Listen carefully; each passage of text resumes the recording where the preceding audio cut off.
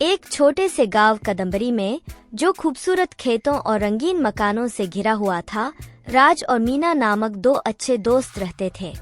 एक सुनहरे दिन जब खेत के पास खेल रहे थे, तभी राज और मीना की आंखों में उत्साह की किरणें चमक उठी जब उन्हें ऊंची घास के बीच एक पुरानी टूटी फूटी साइकिल मिली।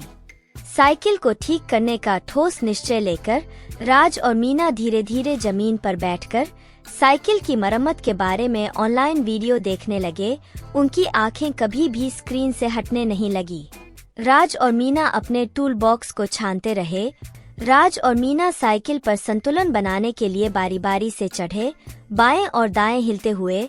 थोड़ी निराशा के साथ राज और मीना एक दूसरे की ओर देखते हुए महसूस किया कि हालात तो बदल गए, लेकिन वो साइकिल उनके लिए बहुत छोटी हो गई है और आराम से सवारी नहीं होगी। हार को स्वीकार करने की बजाय राज और मीना ने रंगीन फ्लायर्स प्रिंट किए और उन्हें पड़ोसियों और दोस्तों को बांटा।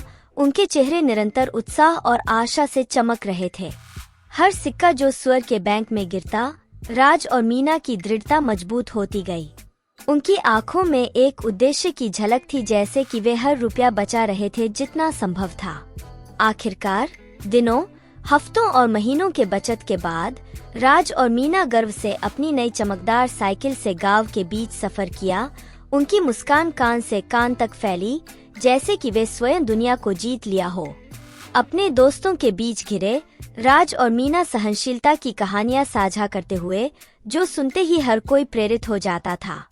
उन्होंने समझा कि यात्रा चाहे कितनी भी कठिन क्यों न हो, दृढ़ता और हार न मानने से सपने साकार हो जाते हैं। अपने बच्चों को गर्व और हैरानी के साथ देखते हुए राज और मीना के माता पिता ने दृढ़ता की असली शक्ति को समझा कि उनके बच्चे सिर्फ साइकिल की मरम्मत से दूर तक सीख गए हैं। सूर्य अब ढलने लगा था।